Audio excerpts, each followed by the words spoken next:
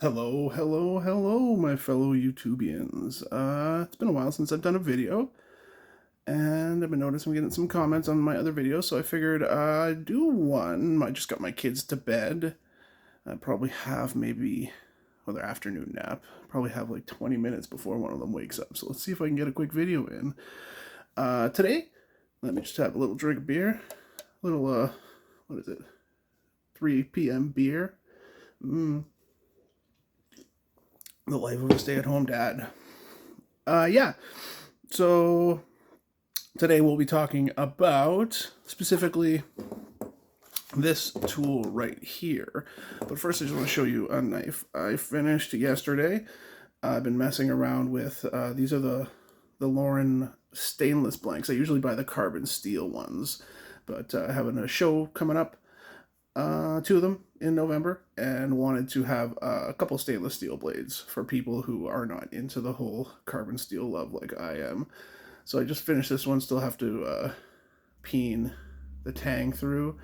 It's like I don't know, a myriad of layers of wood. Let's count them up. We got 1, 2, 3, 4, 5, 6, 7, 8, 9, 10, 11, 12, 13, 14 layers of wood.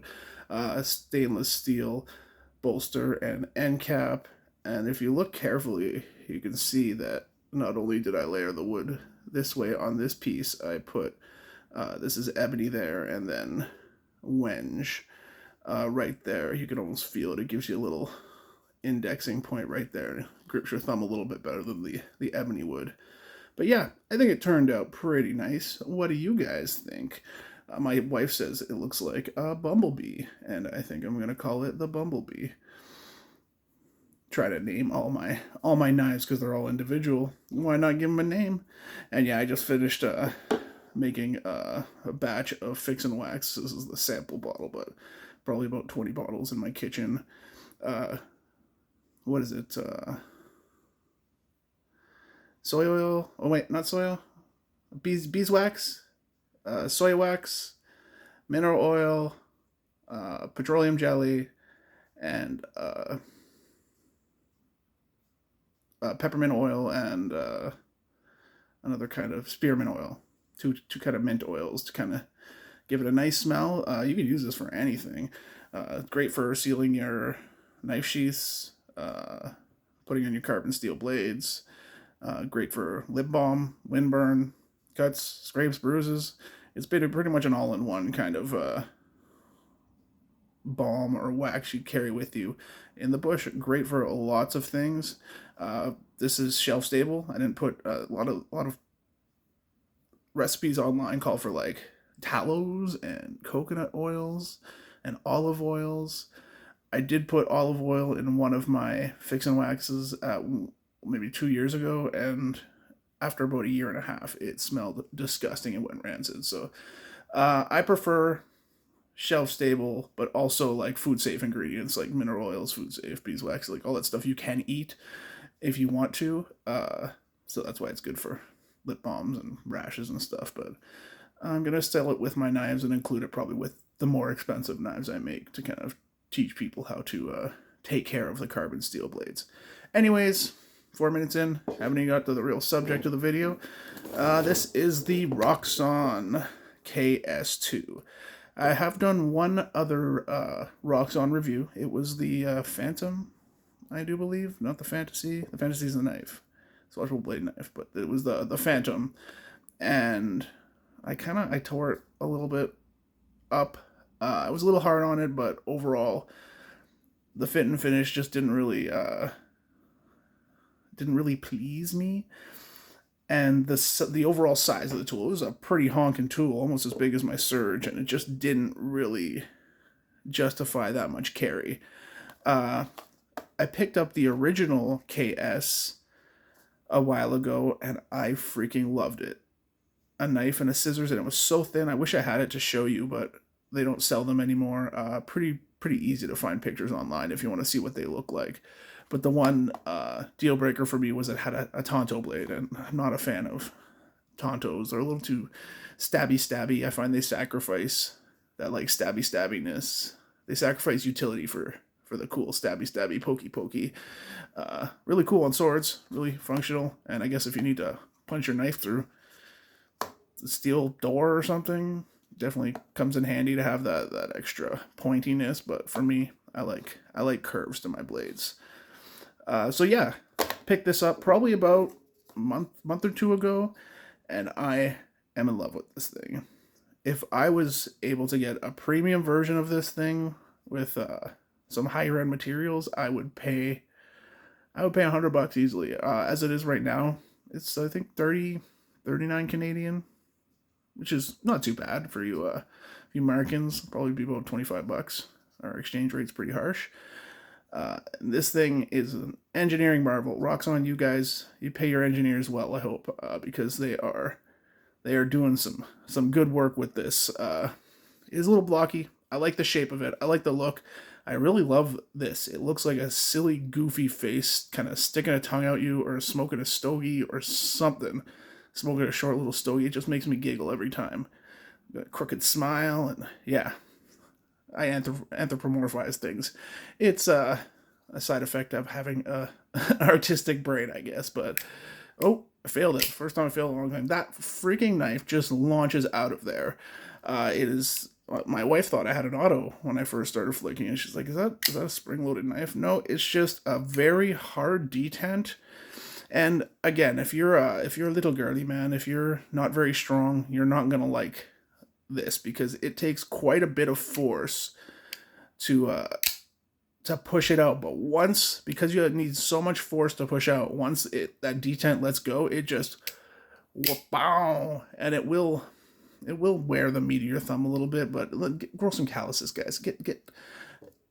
Turn manly on me. This is just the way it needs to go. And very, very nice shape of blade. It's small, 2 inches, 2.5 inches maybe. I don't have a ruler on me. It doesn't say on the box. Oh, it does not. It says overall size. But yeah, it's that kind of spear point blade with that nice centering that makes it perfect for doing divot holes. Or I use this to sharpen pencils all the time. My son is an avid drawer, and that's like my knives are used for mostly right now. Is just, can you sharpen my pencil? And I sharpen all his pencils for him. But definitely a very nice improvement over the original KS Tonto. It is shorter than the Tonto blade on the original KS, but also there's a lot more going on with this tool. It's an overall shorter tool. It's thicker than the original KS was. I really love just how the placement of this blade. It's the handle is higher than the bottom of the blade, so like you can, when you cut something, you can actually get right down onto the cutting board if you wanted to use this for food prep. I mean, the 2.5 inch blade. Maybe cut an apple with it, and this is a great apple cutter. Maybe a little paring knife. You can clean a fish with this if you need to, but it's a good shape for the handle's a good size for a little paring knife. You can get a lot of work done with that if needed. Thumb stud is screwed on, so you can remove it if you don't like it, but I don't know how the heck you're going to get that blade out without that thumb stud, so wouldn't recommend that. And yeah, that is such a satisfying launch. Not too hard to get the liner lock in. So yeah, I got big mitts, and I have no issue with this tinier tool. Nice little pocket clip. It was a little tight for me to begin with. I had to bend it out a little bit. Give it a little more. I put it and bend it out, and now it slides onto my pants a lot easier. Okay, let's kind of make our way through this tool. We'll go through this side first. You got 3 tools here. Well, more than 3 if you count all the ancillary stuff, but one of the best design of Phillips I've seen on a mini multi-tool. I love how they did that. How they used all that, like such a good use of space. So that was one of the failures of the Roxon Phantom for me, was it had a 2D Phillips, and it stripped out pretty quickly before I gave it away. So this, you get a full 3-dimensional Phillips, and I do believe they sell a kit that you can get that has a little adapter, and you can throw regular old 1/4-inch bits in it, and it's almost on center. Not quite, just a little off center, but close to like the center drive. This is an excellent screwdriver, and with that bit kit extender thing, it gets longer, and you'd have a very, very functional screwdriver. I would actually like to see a bit extender for the smaller, not the 1/4-inch, the 1/8-inch bits they sell. Like those eyeglass bits can be easier to carry. You can carry more of them and have a more diverse selection in less space. A really, really nice file. Like, it's an aggressive file. You could easily do some manicure work on yourself with this thing. It's just tearing through my nails there. But I used it to get some Sharpies off of a knife. I was shaping the bolster of a knife, and there was a burr on it, and I just used it, and I was super impressed because the file on the old Roxon tool I had was not very good. So they're certainly stepping up their game. Whoever cut those lines in, well, whatever machine did it, you programmed that machine right. So to unlock it, just pull this back, and I'll have to admit, like, maybe there's some break-in time, but compared to my last Roxon tool that had that exact same deployment method, this one is a lot stiffer. Everything on this seems a lot stiffer, so they're tightening their tolerances maybe, which is good, but if they're a little too tight, then you end up. But I'd rather have a little bit of break-in time and have the tool still work than have the thing be all floppity right when you get it. Second tool is probably just about the best awl I've ever used. It's up there with my Leatherman awl. It's certainly good, and it's not like, it feels like a secondary blade almost. Whatever, it's a little, it's not very sharp. Let's see. You can see some reflections right at the bottom, but at the top there, that thing is sharp. That is like, you can use it as a package opener. You can drill a hole with it. That'll punch through leather like butter, no problem. Just about the sharpest awl I've ever seen. And it's got an eye, and the eye is not too high, so you can actually like sew some stuff with this without having holes that big when you're sewing. A very well done, huge improvement over the last awl on a Roxon tool. Make our way through. We got one more here, which is, god damn, I hate these can openers. Let's just pretend I didn't see this. Anybody who's watched my multi-tool reviews knows that I hate these Victorinox forward walking can openers. I like the hook ones where you walk backwards around the can. I mean, it's better than nothing. It's got a little half-assed flat head on there, and a bottle opener, which is kind of nice because everybody says that every bottles are twist off nowadays, but I mean, if you're like me and you're a little pompousy, you buy some of those fancy craft beers that are pop-offs, and there's been a few times where I've had to beat the crap out of a bottle on the side of a concrete block, like do the whole because I don't have a bottle opener on me, and I happen to buy some pompous ass beer. So yeah, happy to have that.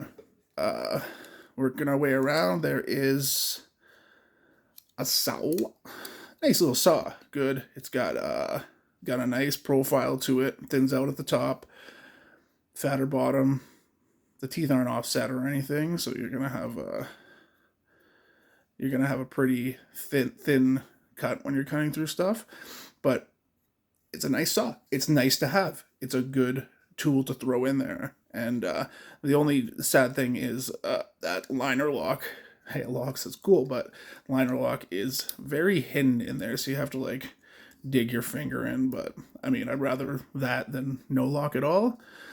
I think that's it for that side. You got a little hard ball. I guess that's supposed to be a window breaker. I mean, it's not sharp or anything, but I'm guessing that'll break a window. I don't have a window to break to test it out, and I don't know if I would depend on that in an emergency, but it's nice to have. This smashy something. And then the whole reason why I got this tool, some very nice spring-loaded scissors. The tips are not quite as fine as on the Phantom and on the KS scissors. They are just ever so much smaller too. I don't know if they're smaller just because this part seems smaller, or it's actually the gullet that's smaller, but they feel just a little smaller.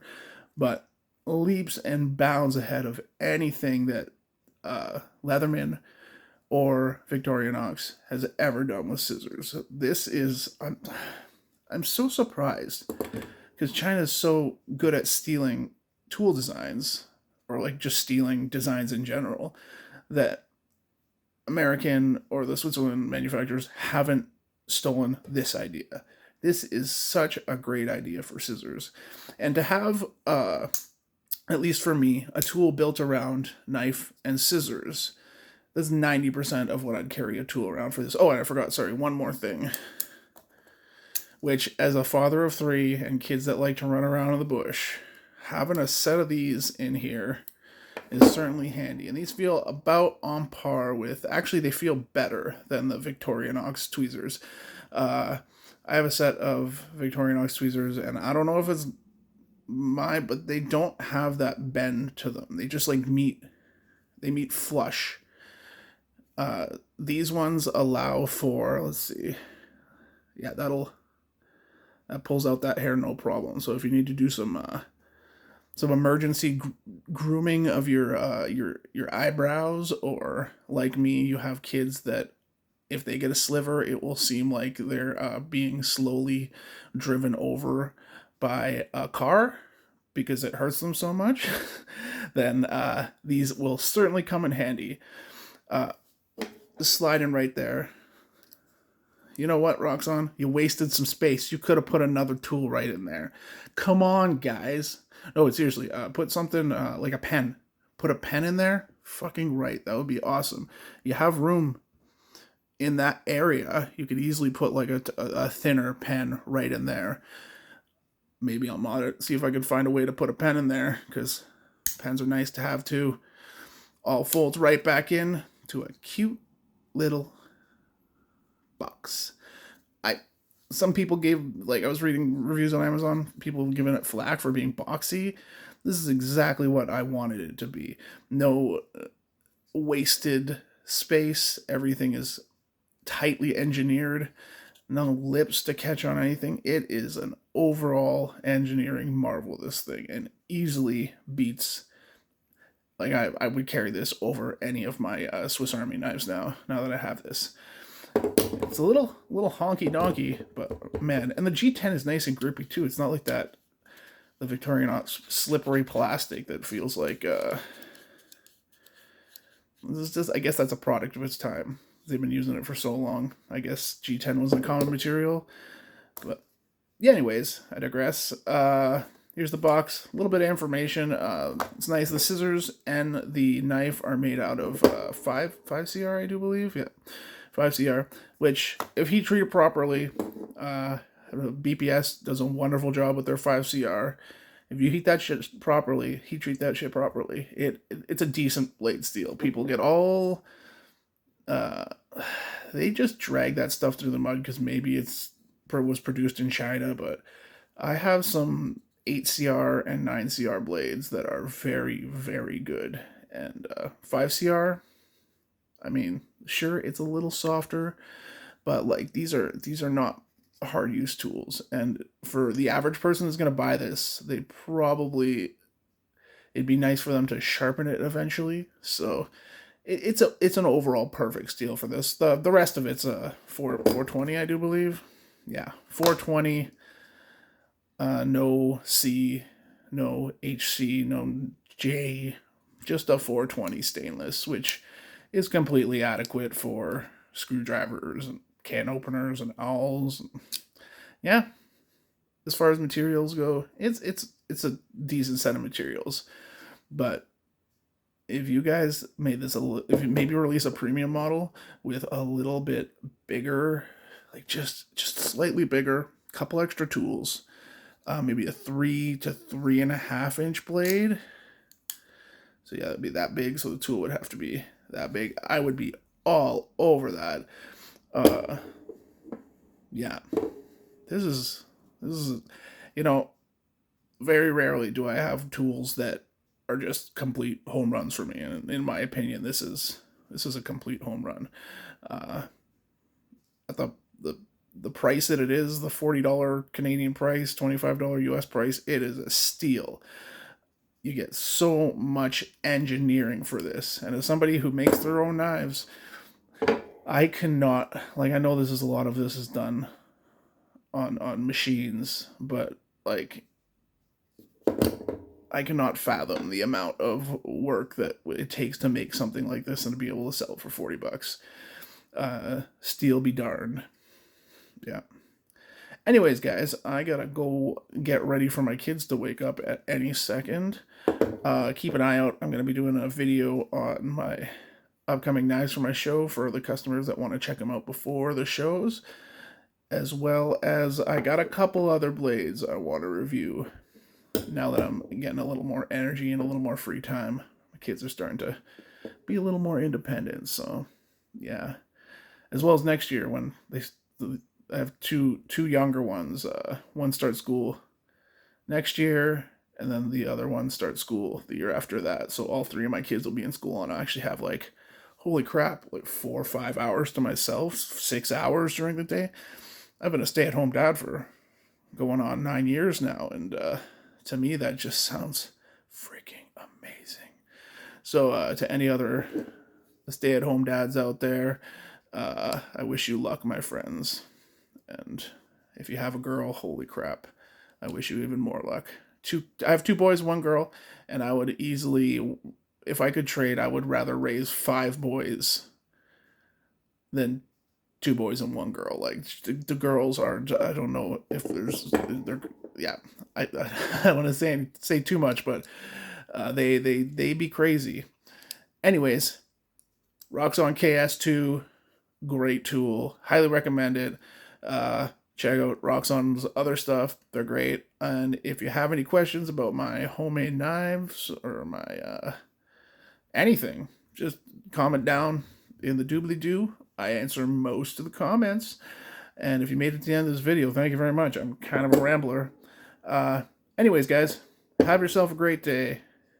If you're going to make it to my show in Sudbury, Ontario, make it to my show. And if not, check out all of my other videos. I have lots of videos on my blades I make, as well as some reviews. Cheers, guys. Talk to you later.